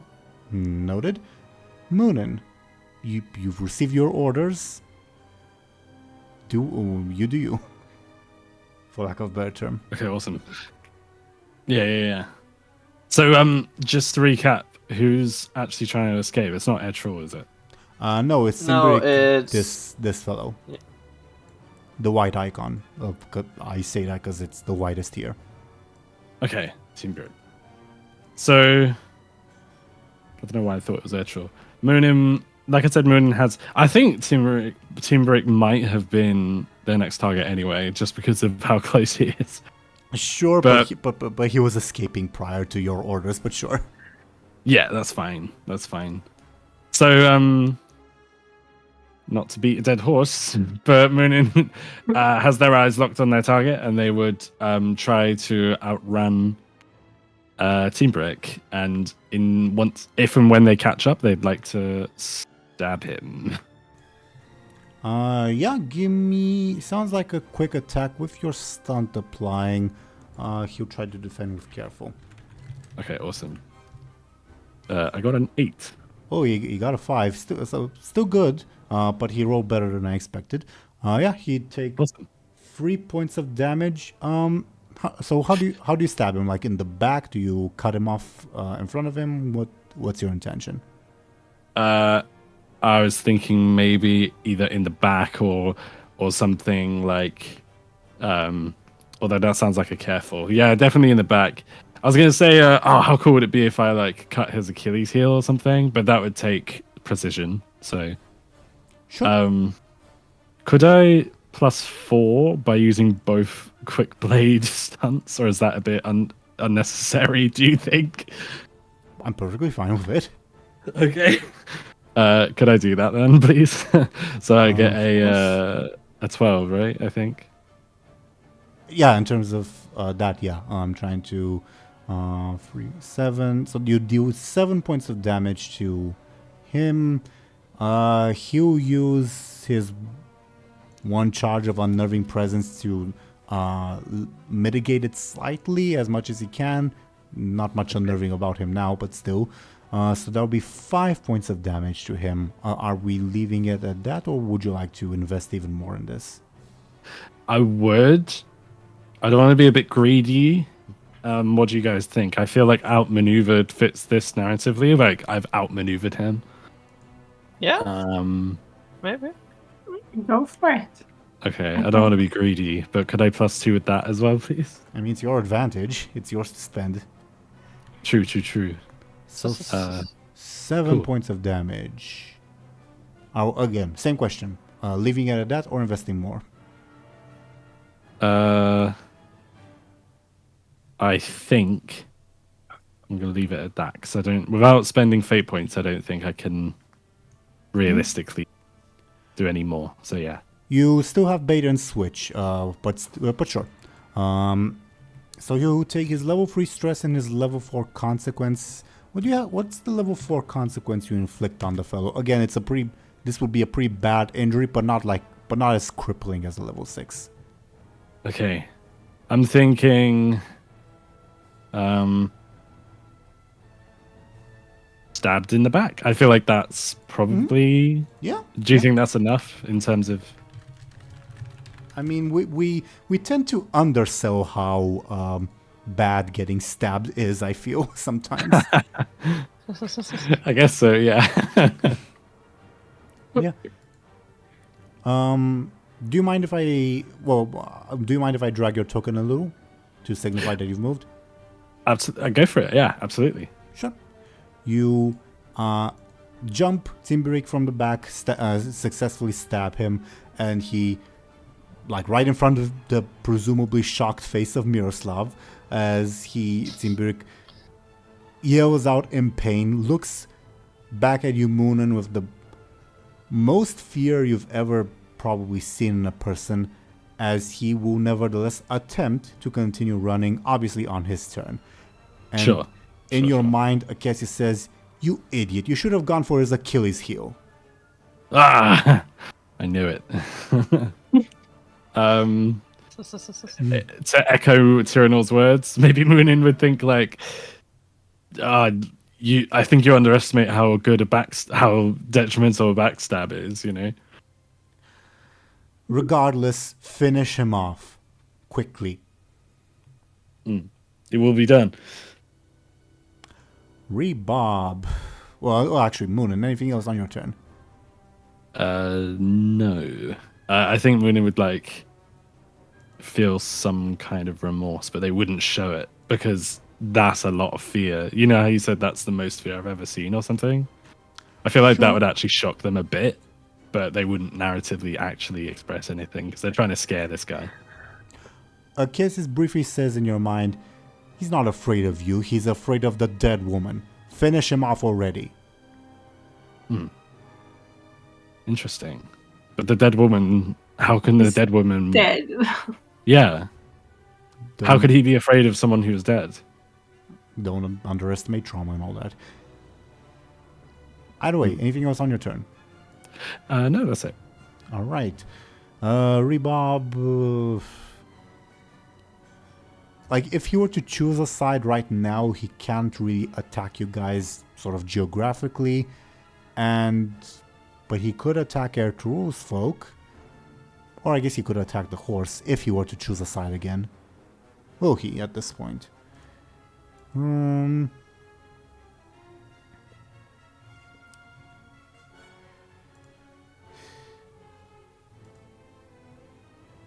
He'll make a half-hearted attempt to say, "Surely we can all stop now, yes?" And I guess I'll roll his flashy, but he'll likely fail. Who is he talking to? The room. In general? Everyone. The room in general. The room that is, very busy killing each other? Yeah. Yes. Yeah. With that roll, he doesn't make any progress anyway, unless the three of you somehow feel moved by his words. As moving as they were. I think we're past this point. Yeah, Somehow, point of no somehow. I return. mean, Miroslav probably, but Yeah. Actually, a little light bulb appeared over my head, and I guess rebobs, as I know what he'll do. He'll leave and do something else, and I'm guessing he's not going to be stopped. He'll leave? The room, What? at least. Oh my god. I want to stop him, but obviously I can't. The kill everyone order does not necessarily apply to rebob. No, I don't want to kill him. But That's what I was thinking. yeah. Like, we just saved him and now we're going to kill him. Yeah. No. I just don't want him to leave. I want. Maybe he's bringing help. I don't know. He might do. I don't know. Help I feel for like who, I'm. though? I don't know. What help? I feel like should I'm- ask. I don't know. I feel like I'm not. Also, help for What? who? Yeah. That's a good that's- question. Yeah, exactly. We don't know. Not necessarily for Whatever. us. Yeah. And I need to make a note on that. Oh god. Okay. That was his turn. Head chef will try basically to grab your head, Anghel, and push your head into the mess the horse made, so to emphasize that you need to clean it up. How do you defend yourself? Oh. Anghel doesn't allow him. Holy to crap. move his head. What is going on? Oh no. Anghel stands firm, doesn't allow him to, push him. Yeah, give me a forceful, please.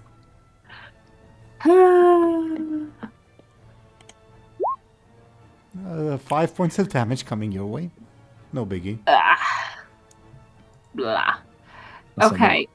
What do we have? We have unsanitary food, right?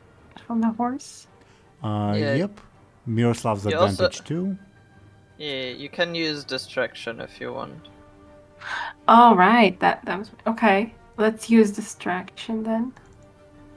That will make it 3 points of damage only. And then we'll use unsanitary food. Do you want to? Because there's no real difference between taking 1 damage or taking 3 damage. Because you already took your level 1 stress. If I use both, I will not take any damage, right? Correct. You're correct. Do you want to? Maybe not. Maybe I'll take the 3 stress and hopefully this will help me later. Okay. Sure. I imagine he doesn't make you face plant into the mess yet, but he nevertheless, I think, would grab your head at this point. But you resist just enough to not get face planted, I guess. Yay. Do you think people enjoy this lunch, servant? Do you think they would enjoy it? I have a reputation to maintain, you hear me? Okay. Alright. You're in the shit. Timberik on his turn will try to GTFO and try to create an advantage pertaining to that. He does create the advantage, but as to actually succeeding, Muninn, I'm guessing you'll try to stop him? Yeah, I think with the dagger, very gruesomely with the dagger in his back, Muninn would use that almost like a handle on him, Ouch. you know? Yeah. And say like, we would say like, where do you think you're going? Jesus. Sounds forceful. I like a forceful attempt to prevent his escape. Oh, it does. Yeah. Shit. What if I stopped or try to stop him by? I would usually be like, okay, and then do it. It's just that my forceful isn't very high, and 4 is like hard to beat. The 4 is not the number you need to beat. The 4 is his advantage that he created. So actually, I'm gonna roll to see the actual number you need to beat. Okay? Okay. A 5. Even worse. Much better. How about I like swipe? Like, is he on his feet? For the moment, he definitely stumbled when you stabbed him, but he's like really desperate to escape. Okay. Everything I'm thinking is like really sounds very forceful. So could I, to try and stop him, Muninn would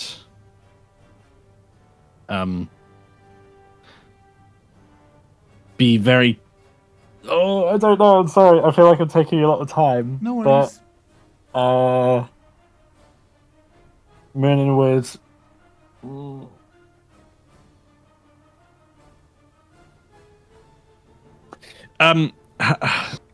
Sorry, I don't know. I actually don't know. Everything I'm thinking of is like, yep, that's like, that's forceful. If people want to come up with suggestions, they're welcome to, of course, but not sure they want to. Let's say, as in, not sure they're like willing to help Muninn slaughter someone who's trying to run away. Yeah. Could I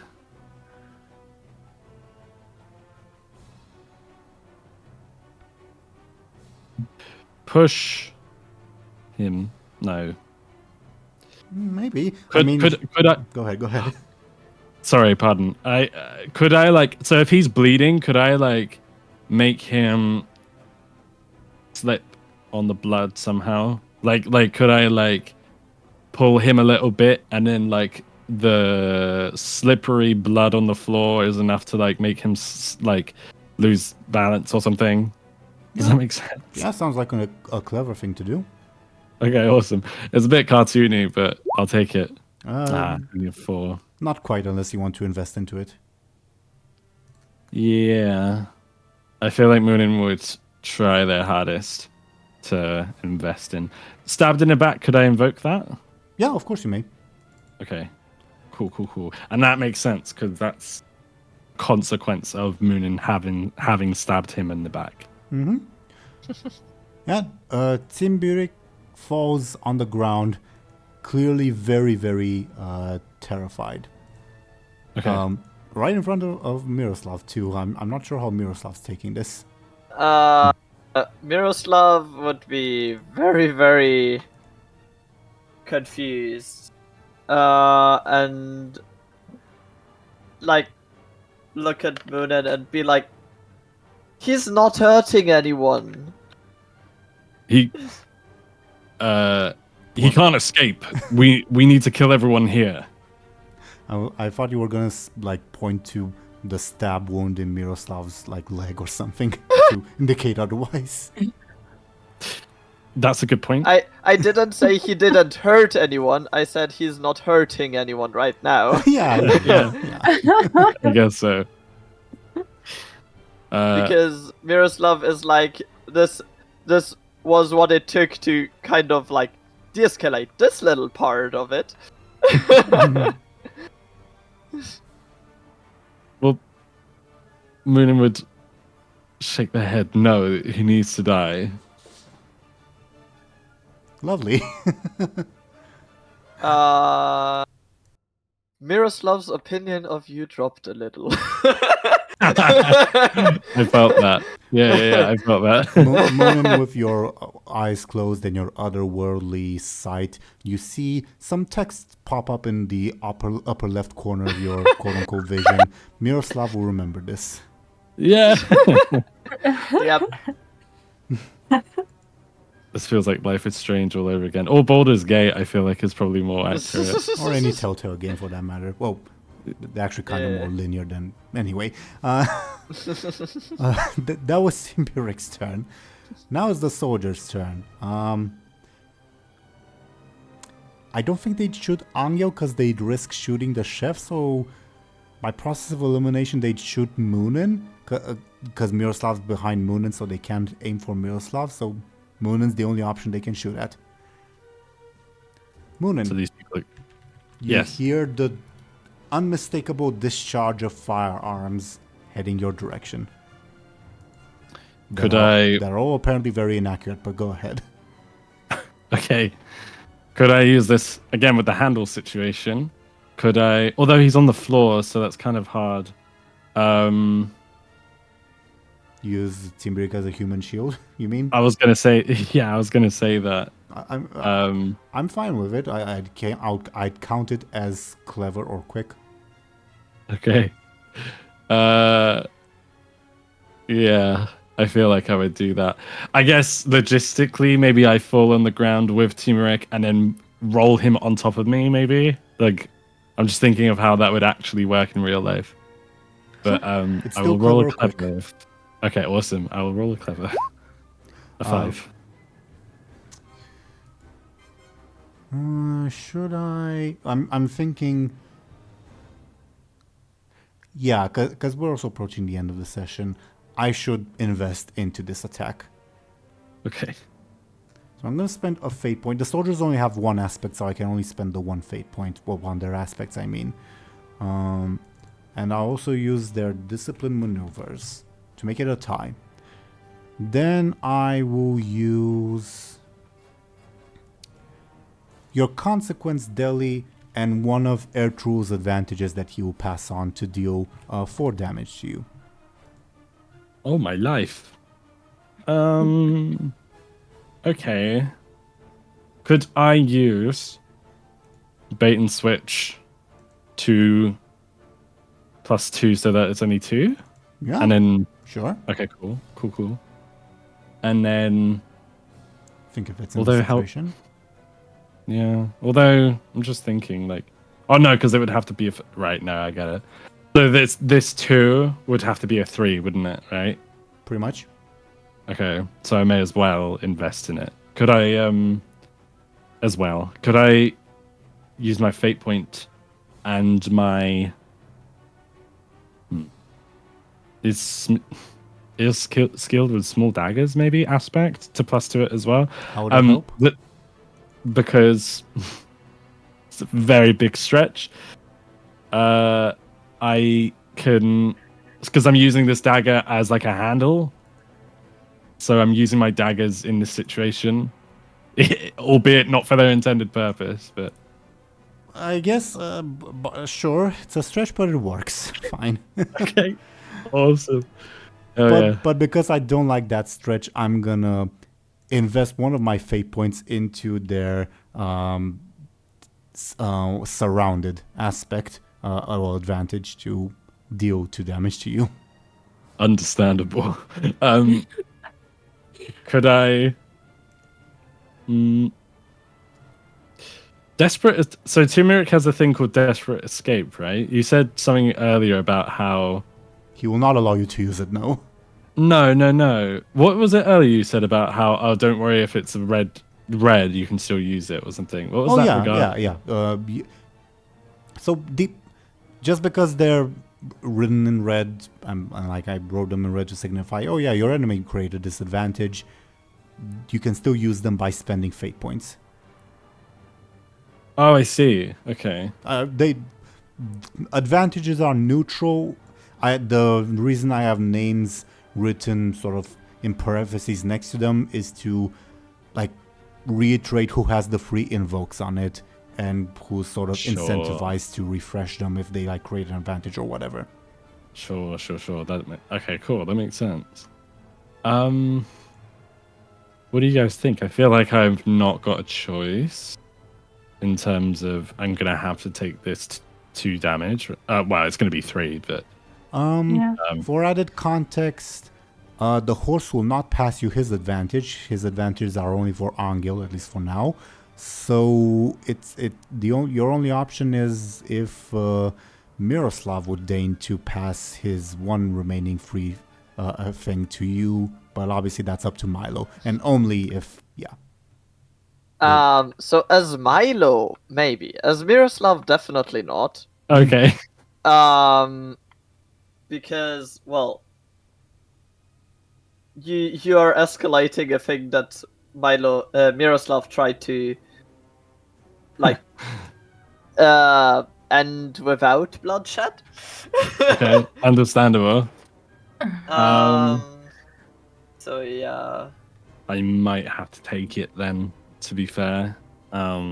Which is Your level 3 unfortunate. stress, then? Yes, please, yeah. Alrighty. So you drop on the ground and try to use Timberic as a human shield, but I think you're just a bit too slow in that, and you're not quite able to position Timberic in between you and the bullets, which do hit you a little. Definitely not in any vital areas. Now, Miroslav, because you are standing right behind Muninn, the bullets also fly past you. They don't hit you for obviously game mechanics reasons, but we can sort of imagine, in those Looney Tunes cartoons where a bullet outline forms around you. We can sort of imagine that. Yeah. Yeah. That was the soldier's turn. Servants are not here. Anghel, and then always first thing, and then I propose we cap off the session. Mm-hmm. Sure. All right, show and tell. Okay, so Anghel. Your head is being gripped at the moment. Right. So he's gonna push his head up. Hmm? Could that be an attack? I don't know. It can be, yeah. Yeah, it can be. Hypothetically, if you were to deal I guess damage. there's ego too. Yeah. Again, humanity. damage does not have to be physical. Yeah. That's what I meant to say. Do you want to do that? Yes, please. He'll oppose with his own forceful as he tries to keep you in place. Let's see how that goes. You may roll your forceful if it wasn't. Yeah. Oh my goodness. Okay. I'm He going to use 2 horse your advantages. If you use 2 advantages, the result would be a tie, meaning you just grade 1. So you'd spend 2 to get 1. Okay, but also I'm going to use... No, actually, you know what? I'm not going to... I'm going to use like a fate point Okay. for to invoke Righteous Fury. Okay. There'll be 2 damage to this fellow. I'm going to use all my fate points. Can I do that in Righteous Fury? Distribute them. Oh, no, I can't do that. Right, I forgot. Okay, so 1 in Righteous Fury, 1 in the horses. Unsanitary food, I guess. Yeah. Can I do the other horses thing, even though it happened a long time ago?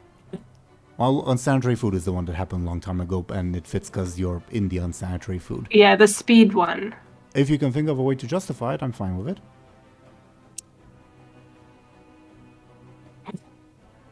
I don't know.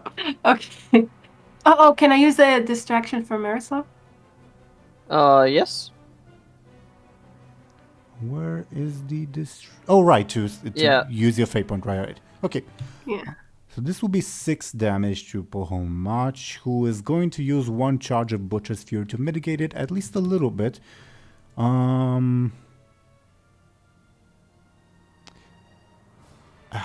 Technically, I should use my last fate point because they're gonna get refreshed next time. Mm-hmm. But I don't want to prolong it more than necessary, so he'll just take 4 damage. This is slightly gamey, but I'll go with it. He will. We're cheating. You're taking advantage of my, I guess, impatience, for lack of a better term. So I think you'll take it as a level 4 consequence. Yeah, because the 2 and 2 would be more flexible for him. So he'll take it as a level 4. What's the level 4 consequence you inflict on him? What did I do? Anghel just forced his head up. You push back against him holding you down. And again, damage does not necessarily have to be physical, but you can make it physical if you want. Like, say, I don't know, he trips and falls on a knife or something. We can do that. I feel like his ego is a big, I don't know if his ego, but like his temper and stuff. So like a hit to that is a big deal for him, probably. I'd agree. Yeah. But I don't know what to deem it. Bruised ego, for simplicity's sake. But that's just a suggestion again. Oh yeah, but that counts as a 4, you think, bruised ego? I mean, for him, it seems like a big deal. Yeah. That was my reasoning too. That's one of his bigger characteristics. Let's say. Yeah. Okay, let's go with that. We'll go with that.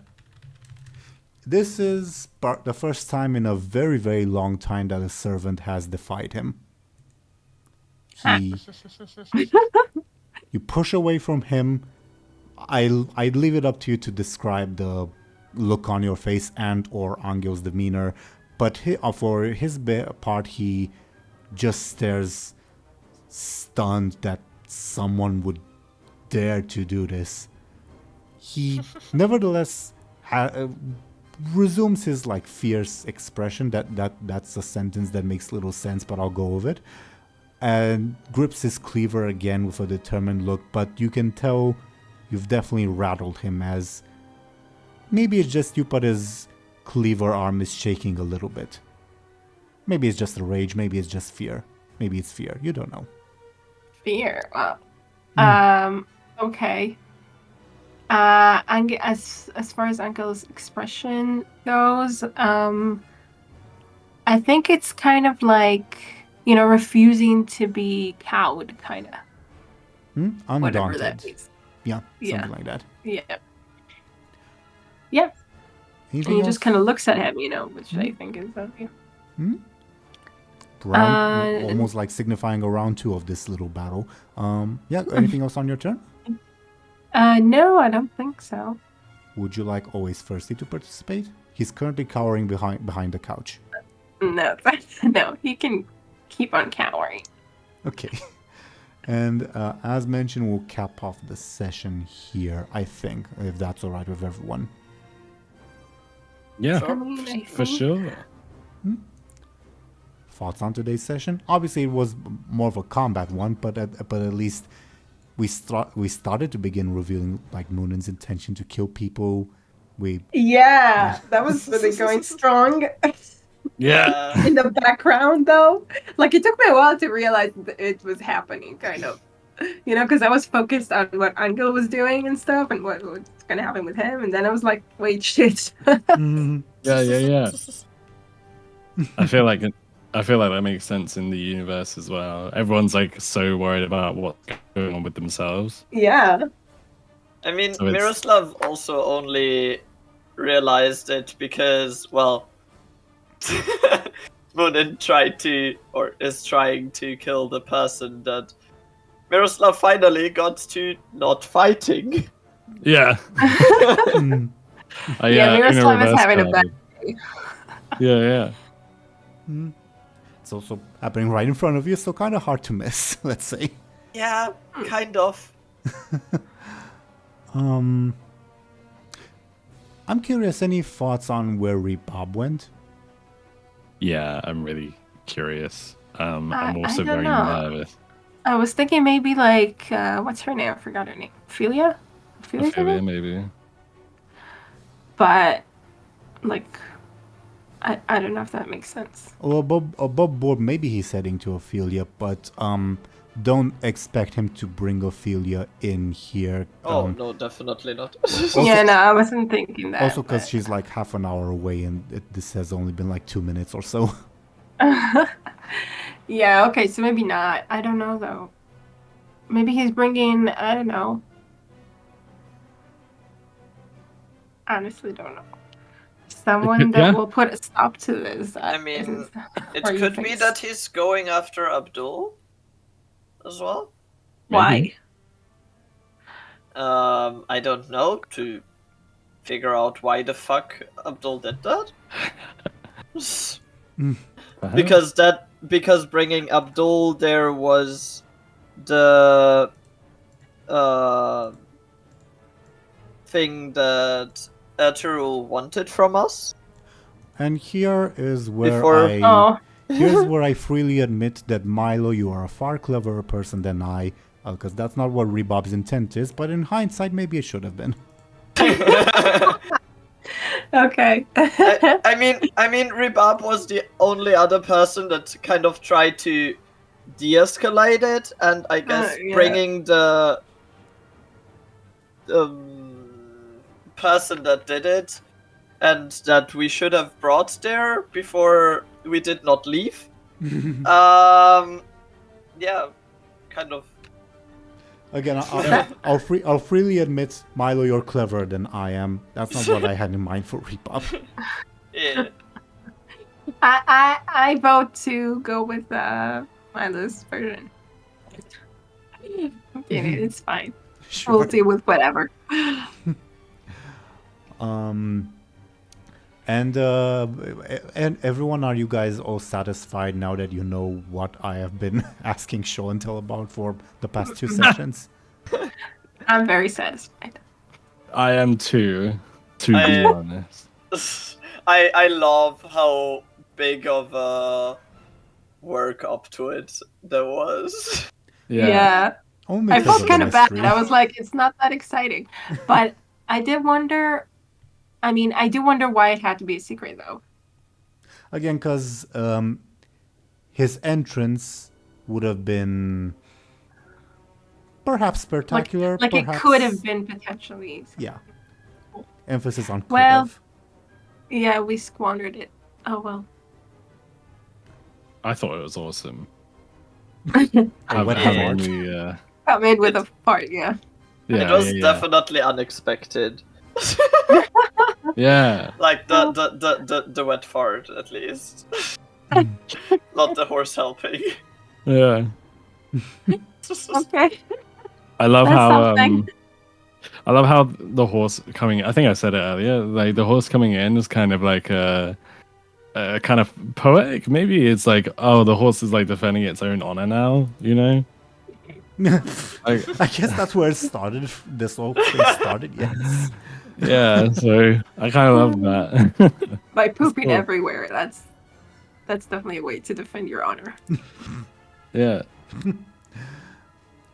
I think everyone has forgotten in the heat of the moment when that whole thing started. Especially since the person who did it is dead anyway. Anything else we ought to bring up? Not necessarily from me. Is there anything you guys would like to bring up for our little discussion? I don't think so. I'm glad that I've got more little knives to carry around with me now, and they're like expensive ones too. I'm gonna quickly add that. Do you know what? I'm gonna quickly add that to my, because I try and keep track of like what I have on me, like vaguely. And I'm gonna add, obviously my other stuff I don't have on me, but I'm gonna add that I've got 2 new fancy knives. I was about to say, Carry around. all the while this has been happening, you've also been carrying a giant sack of books. That's Oh, really? wait, do I have them on me? Yeah, they only took the weapons away. No. Oh my god, that's Well, true. That's crazy. I don't think it makes sense for the books to be here. I imagine but the Cassius will not have let you attempt to sneak with a giant sack of expensive books. I imagine they're hidden somewhere nearby. I'm not gonna like penalize you for this, like, oh, you forgot about the books, now they're lost forever. Muhaha. It's just probably not here. No, that's fair. I actually, that does remind me. I actually did have a thought about the books the other day, but I think I'm gonna, I'm only bringing it up so that I can write it down so that I don't forget.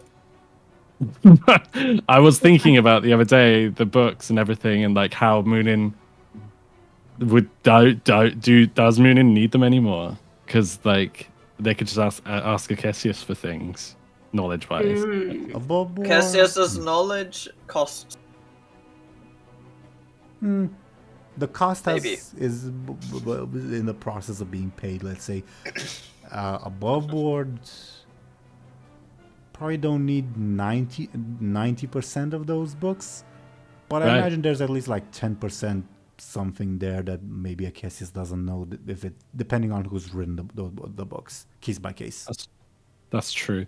I'm gonna write that down because I'd like to bring it up again at some point. But What you know, Ali, those daggers that I have, you said they were fancy.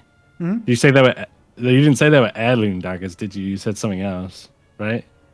No, you're probably thinking heirloom because I mentioned that their former owners were like minor nobility, but they're not. Oh, this dagger has been in my family for 2 centuries or whatever. No, they're just very, very fancy, but nevertheless effective. Like they're well sharpened. Yeah. So you would say they were. Do you know what? I'm going to leave this to later because this doesn't make. I'll leave this discussion for later if you want. Sure. But yeah, no, I'm. Obviously I enjoyed this session as I do at all sessions. To be fair. Yeah. Yeah. It was a good Also, session.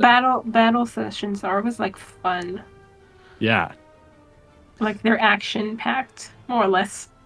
They're also full of thought, to be honest. Everyone trying to figure out what to do, but still. Yeah, they are. They honestly are. It's like deceptive almost because you got to think like, okay, what's the best thing I can do that makes sense? Because you got to think about what makes sense too, obviously. Like for your character and just in general. Yeah. And how to make it forceful or clever. Or quick. Yeah. I'm almost tempted to like print screen the bit in the rule book where it like gives an explanation of what each approach means. Like forceful means to rely on this and such, and clever means to take advantage of your environment, etc., etc. To again print screen it and like pin it in our Discord or something. Yeah. But anyway, yeah. Anything else from any of you before we go into our shoutouts? No. I don't think so. Milo? No, nothing from me either. All right. Well then, dear viewers, thank you as usual for watching and listening to us. Let's see what these people are up to. We ought to start, it seems, with Dely, according to the dice that I've rolled. Dely, could you please go ahead, talk about yourself, what you're doing? Absolutely. Hello, everyone. I'm Dely. I am a reanimated wizard, partially infused with enchanted fungus. I'm a VTuber on Twitch.tv. You can find me there sometimes, and also on my Discord server and my Blue Sky, actually, which I'm loving more and more every day, which sounds sarcastic, but I actually am. You find me there on the magic link, as you can see on screen, which actually recently, I think it's cool. I've made it look completely different. I've revamped it, and it looks a lot nicer. There's a bit of a about me section, stuff like that, which is pretty cool. So yeah, come and say hi. Is it the same link?